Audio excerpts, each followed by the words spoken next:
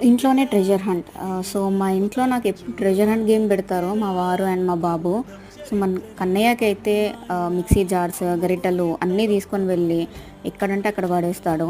Bedroom window నుంచి అయితే ఒకసారి నా ఇయర్ బడ్స్ కూడా పడేశాడు. 2000 రూపీస్ స్వాహా! ఇంకా ఫస్ట్‌లో ఏమన్నా దొరికితే హాల్‌లో గానీ, కిచెన్‌లో గానీ పడేస్తుండే. కానీ ఇప్పుడు సార్ డైరెక్ట్ బాల్కనీలోకి వెళ్ళి బాల్కనీ నుంచి పడేయడానికి ట్రై చేస్తున్నాడు. వీడెప్పుడు నడుస్తాడా అని చూశాను. కానీ 11థ్ మంత్ కంప్లీట్ అయిన 2 డేస్‌కే నడిచాడు ఫాస్ట్‌గా. అది కూడా పడిపోకుండా. ఇంక మొదలు నాకు వాడి వెనకాల రన్నింగ్ రేసే. ఇది ఇలా ఉంటే మా వారు అసలు కిచెన్‌లోకే రారు. ఒకవేళ వచ్చారంటే నాకు కనిపించవు అసలు వస్తువులు.